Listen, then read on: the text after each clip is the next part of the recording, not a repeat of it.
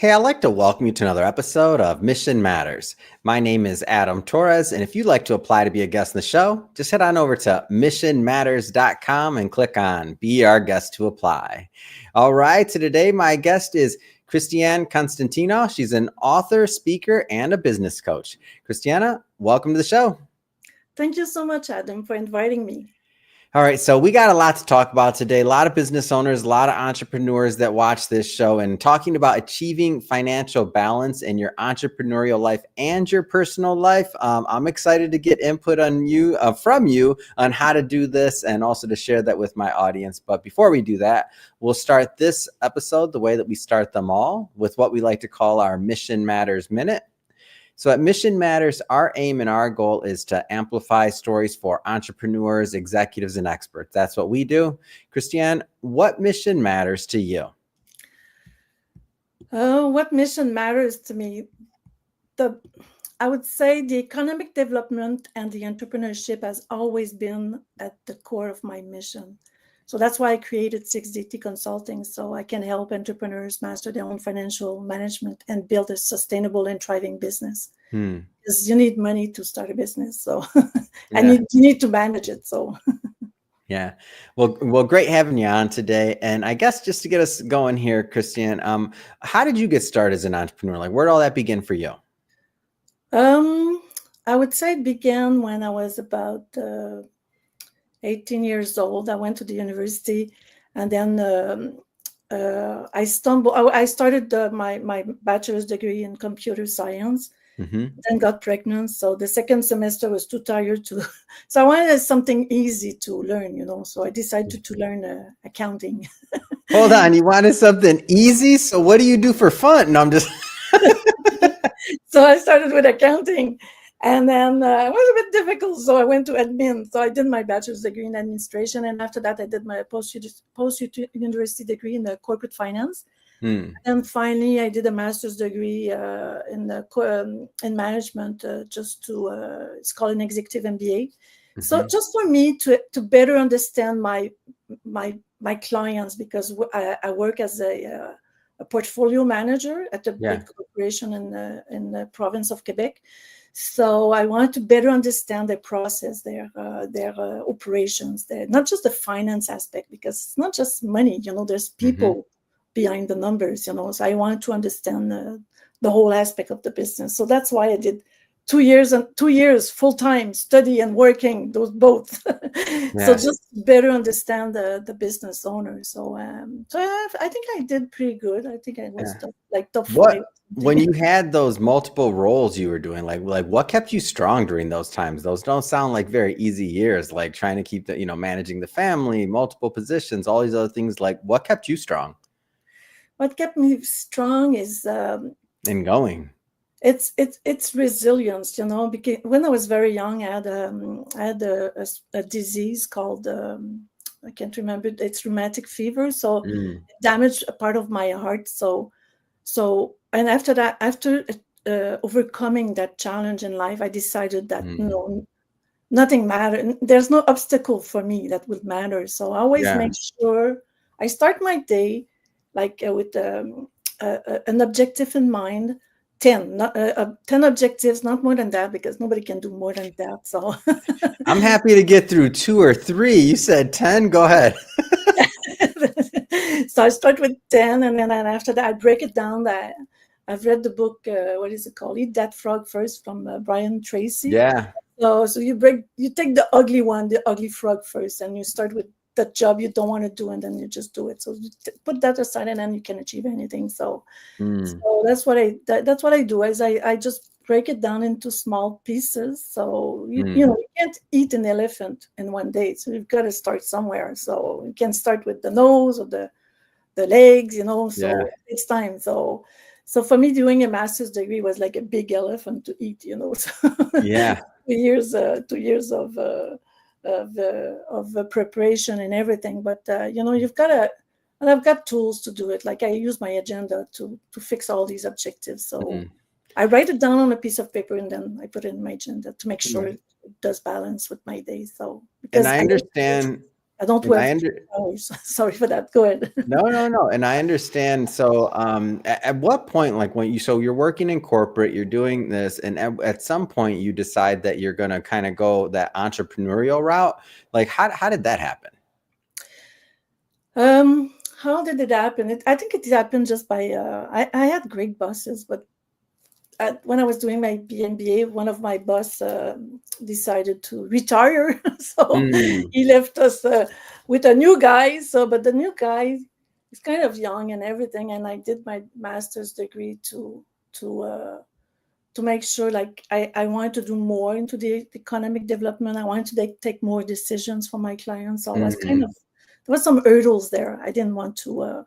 So I said, well, see if I have, it didn't fit my own mission. So, yeah. which was like helping people or helping Mm, businesses to grow and everything. So it was kind of a setback for me. So instead of being in a job I didn't like, because of the new way they wanted to implement mm, the financing program to entrepreneurs. So I decided to leave, and I took a chance. I just left everything, big job, big money. I left yeah. everything, and then I decided to start my own business. Did So people think you were crazy at this time? They're yes, like, "What are you doing? You're gonna go start a business? Don't do it." yeah, but people Or thought well, that, but myself, that I was never. my experience. What was your experience like? What did people think at that time when you said you were going to do that? Leave the big salary, leave the big job, and go start on your own. Yeah, well, actually, people thought they thought about that, but didn't tell me. My husband did tell me though, because he told me, he said, "Are you crazy?" He told you, okay? Yeah, because he wanted to travel, he wanted to do a lot of stuff. So and just I said, it takes time to do a business. So and I think he's very, very proud now. Of So course. he did help a lot. And I remember my first 3 months was chaotic because we had a problem with the house. Mm. And then That's and we called said, Murphy's Law. Of course, some other things yes, have to go bad. It has to. Like that's yes, how you know you're on the right path. If it's going right, you better be scared. exactly. So he said, "Are you?" He said, "Why did you decided to start at that moment?" I said, "Well, come on, I didn't decided to I the know, like, moving how did I, for house." everybody that started a business right before COVID, right? Or like, they're like, Yeah, I didn't exactly, know COVID was going to happen. I just started, right? exactly. Like, you don't know. That's life, right? It is life, yeah. So you gotta take the problems one at a time, and then Yeah. try to figure a solution. And the best thing, I think, the best way to do it, I think, is Hmm. not to to to to go into an urgent mode. So just tackle down what's the stressor or the Hmm. problem, and then think about it. And sometimes just sleeping overnight, so you're gonna find solutions. Yeah. So it's not a matter of and there's always way to do things in an economic type of way. Hmm. So you can restructure your business, you can do anything. So Yeah. but people sometimes they stress, and they just see the problem. But if you Hmm. look at the big picture, sometimes say, okay, I can do this way and this way. I can get advice from my accountant. Hmm. Just invite him for lunch, because it's not going to invite you. It's going to charge you for the lunch. Because Yeah. if you talk to him, he's going to charge you. But if you invite him to lunch, it's not going to. I don't think Yeah. it's going to charge you. But sometimes getting advice is like that helps. At what point did you decide you wanted to be an author? So I understand you have a book out there. So it's called Cancer Sucks: The Journey of an Entrepreneur and Her Fight Against Cancer While Running Her Business. First off, great title. Cancer Sucks. I don't think anybody would disagree about that one. So Yeah. great title. When did you decide you wanted to be an author? Like, what inspired this book? When I was very young, we lived very I would call it an outpost, So Hmm. there was like 3 houses, in the where we're living, and then once a month there was a little bus that would come around and then give us some books, So Hmm. I really like books, so I had books everywhere in my house.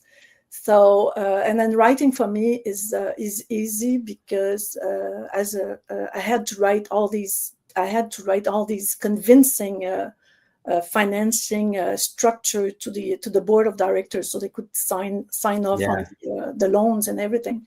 So for me, writing was an easy way to do it. Hmm. And then when I had cancer, I told my husband, I said, it's a joke, but I always joke about it, but I'll tell everyone my husband is a millionaire, so because he's a government paid employee. So, so I said he's a millionaire, and I said I have you, so you can support me financially. But what happens to people that don't have they're not married to a millionaire like you? So, well, you're smart, just write a book. So I wrote, that's why this is mostly his idea.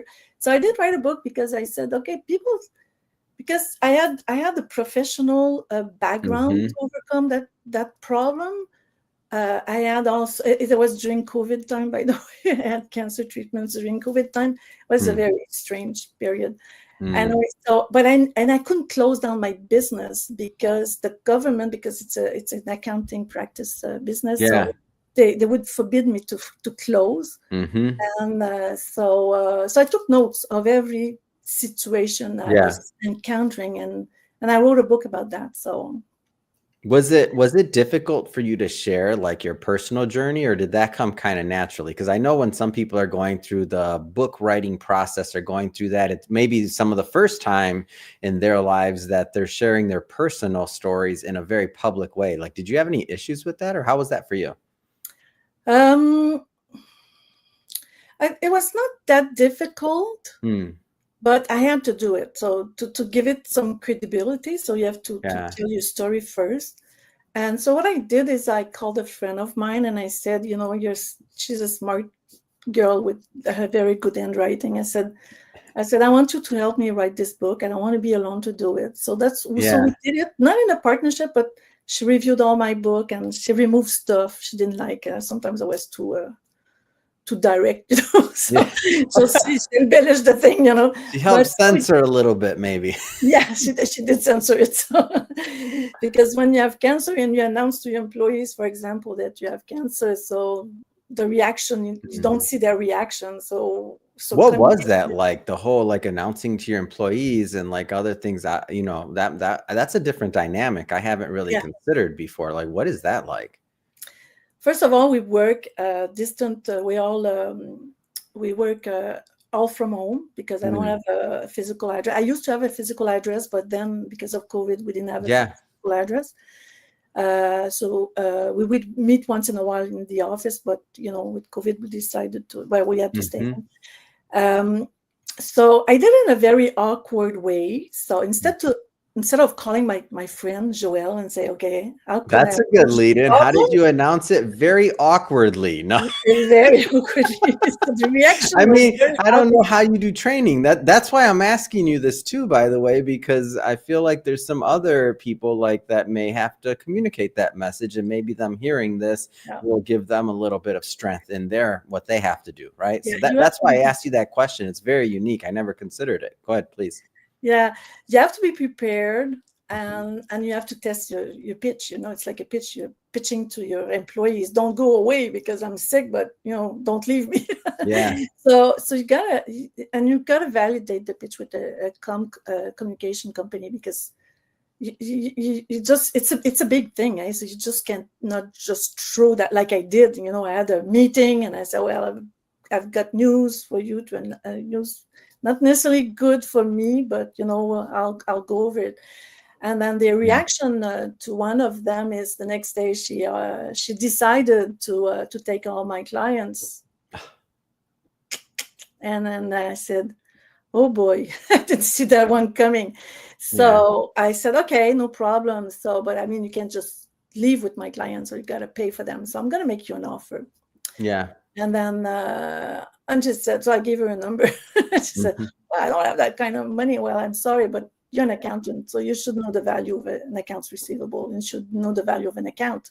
So I said, well, I don't think you're a good bookkeeper. So I had to fire her like right on the spot. So that was difficult because I was losing one staff, but I didn't want her to start doing like talking to everyone. So that's the book that was like kind of changed by my friend there. That was story. But it's not easy. You can have weird reactions from your clients, but also from your suppliers. Oh yeah. Some of them they reduced some of their because they knew I was going to downsize for a short like a full year, because it's a full year. So they knew that, so they gave me reductions on everything. Some of them that were like very good, and some of them were bad suppliers. So, but at the end of the day, the biggest thing I did is I replanned my whole business. I decided, okay, let's think this as a challenging moment, but also as a way to thrive, and try and find what do I want to do after that. Managing a team of a few bookkeepers is a lot for me. I found it very hard to do.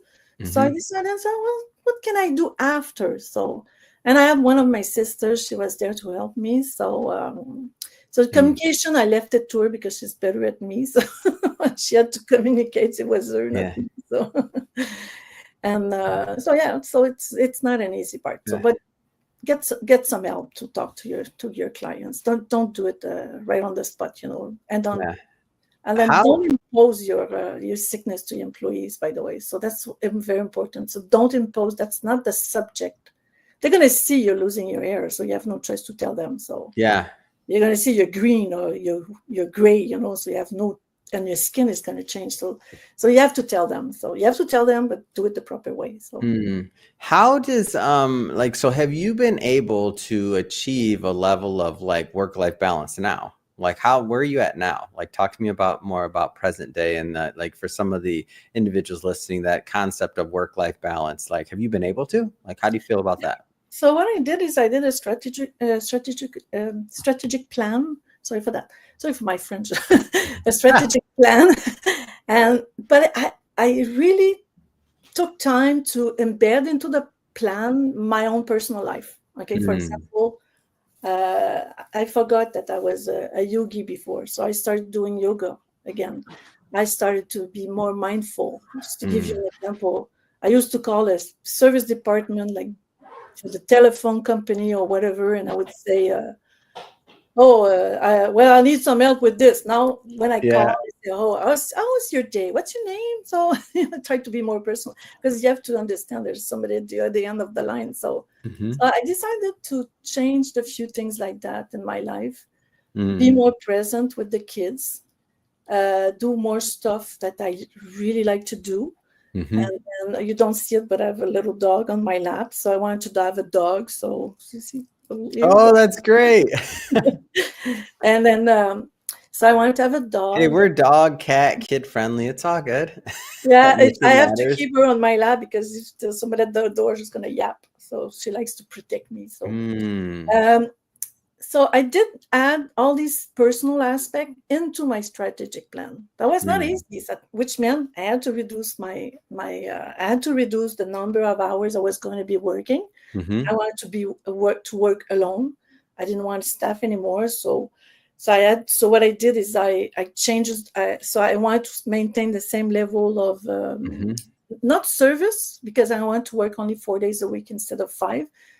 And then so I increased my prices to manage to have the same payback at the end of the same pay at the end of 2 weeks. So I did tackle a little changes like that. And now it's perfect. So in my agenda now, I've got 1 week per month of vacation. So that's 1 week a month. Right? So it's 5 days out of 20 days. Yeah. So I only work 15 days. And after that, I take the Fridays off. So, and I was able to manage all of that. And I make more money. The bottom line is up. So, and now that you have a little bit more time on your hands, I understand when I say like what's next. I'm sure that you're doing more things. So I already know. I'm new book. I'm guessing new writing. Talk to me about like what's next. So what I did is this is the first one. This is what entrepreneurs do, by the way. They get their time back and then they're like, oh, let me fill it back up. No, go ahead. I tried that, I tried. So that's a good point you have, because after my last treatment, I said, okay, I'm back full time, blah, blah, blah. And oh boy, I was like, I didn't know the side effects would last so long. So they lasted over a year after the last treatments. And so it was kind of difficult. So I wrote the first book. The second one, people told me, so you should have a book for non-entrepreneurs. So I did a second book. So which one is It's not as successful as my first one. My first one, I think it's number 59 in Yeah. Amazon.com section for cancer section. So Mm. it's pretty good. I'm pretty proud. And then my third book is going to be the same thing. It's about health, wellness, Mm. and the business owner. So how can you manage everything, you know, Mm. and then keep it, and focus on your well-being Yeah. first. Your health is going to improve for sure, and then your cash is going to improve for sure, because if your mind is not there, it's more difficult. Mm. So you gotta keep you gotta balance everything. So if you don't balance your life, when I started it was like work, work, work, work, business, business, business, but Yeah. now it's more balanced, so it's easier to Mm. manage everything. Yeah. So As I know many authors, and many of them that I've interviewed on this show. And when I think about like someone that has a series, really, now as you get to the third book, you already have a series really of this big body of work. And so I'm interested to know if for yourself, as you've gone through this journey and documented it, and now you're working on this third book, has there been any maybe unexpected things that you've even learned about yourself when working through that process of bringing these books to light? um, I, I didn't think I could do it. That's the Mm. one thing I didn't know, because being an author, it's something very different than being a business owner. Yeah. Because the marketing is very different, and Hmm. the platforms are very different. It's not like Shopify or Hmm. e-commerce, it's Amazon. Yeah. So you've got to learn a lot. So, and also I had a coach. So what I did is I Mm. did work with a coach. It's very expensive, by the way, but I worked with a coach, and then and he told me he really helped me go Mm. fast forward on the publishing. So on the publishing, on the editing, and everything.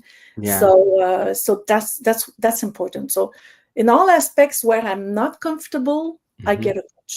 Okay, or I get somebody to help me. I'll do it, Yeah. but I want somebody to help me. If I Mm. cannot do it, then I will just subcontract it. Yeah. So I'll hire someone to do it, but it's rare. So I usually do it. Hmm. And so there's going to be a series of 3 books for entrepreneurs and wellness. Mm.